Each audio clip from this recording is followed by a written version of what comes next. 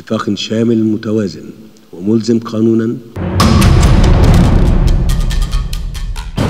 এবার সিরিয়ার এই বিপ্লব নিয়ে দুশ্চিন্তায় পড়েছে মিশরের আমেরিকা ঘেঁষা আবদেল ফাত্তাহ আল সিসির সরকার।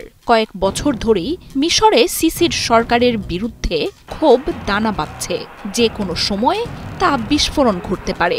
নিউ ইয়র্ক টাইমস বলছে, যুক্তরাষ্ট্রের সহায়তায় মিশরের ক্ষমতায় আসা এই নেতার শঙ্কা সরকার পতনের সিরিয়ার আন্দোলন সংক্রমিত হতে পারে মিশরেও। সিরিয়ায় বাশার আল আসাদের পতনের পর মিশরের সামাজিক যোগাযোগ মাধ্যমগুলোতে জোয়ার ওঠে। সেখানে আবদেল ফাত্তাহ আল সিসির সরকারের বিরুদ্ধে ইটস ইয়োর টার্ন হ্যাশট্যাগে উত্তাল হয়ে ওঠে সামাজিক যোগাযোগ মাধ্যমগুলো।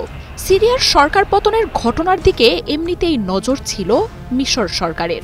আবদেল ফাত্তাহ আল সিসি জানেন, বিপ্লব দাবানলের মতো ছড়িয়ে পড়ার ঘটনা নতুন নয়। ক্ষমতা নিয়েও ইসলামী দলগুলোর উত্থান নিয়ে চিন্তা কাটেনি সিসির। যুক্তরাষ্ট্র ও ইসরায়েলের সহায়তায় ক্ষমতায় টিকে আছেন ঠিকই, কিন্তু ইসলামী দলগুলো ক্রমাগত শক্তি বৃদ্ধি করছে বলে ধারণা তার।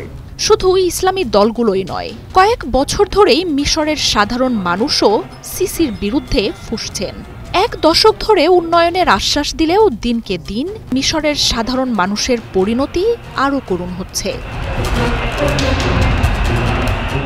পশ্চিমাদের খুশি রাখতে তাদের সহায়তার অর্থে জাঁকজমকপূর্ণ অবকাঠামো নির্মাণ করছেন সিসি। সাধারণ মানুষ না খেয়ে থাকলেও অকেজো সেনাবাহিনীর পেছনে খরচ করছেন লাখ লাখ ডলার। আন্তর্জাতিক বিশ্লেষকরাও বলছেন, মিশরে সরকার পতনের যে ইতিহাস, জনগণের বিস্ফোরণ ঘটলে তাতে অস্ত্র ব্যবহারের প্রয়োজন নেই।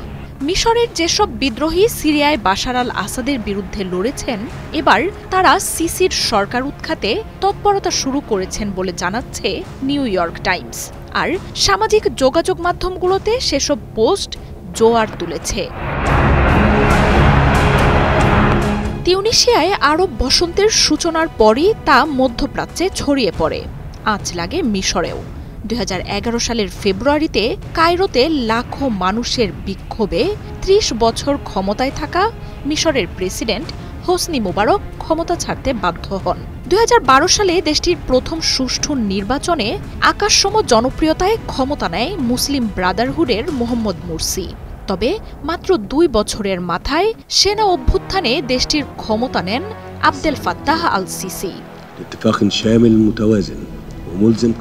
এমন খারাপ সময়ে সিরিয়ার সরকার পতন আতঙ্কে ফেলে দিয়েছে মিশরের সরকারকে।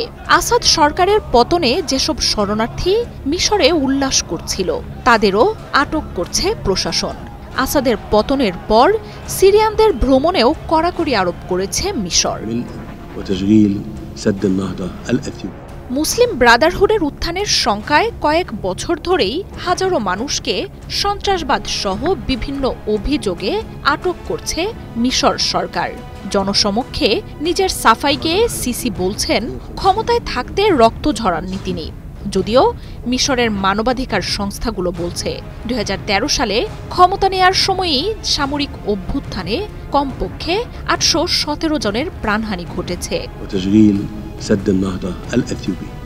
মার্জিয়া উপমা, 71।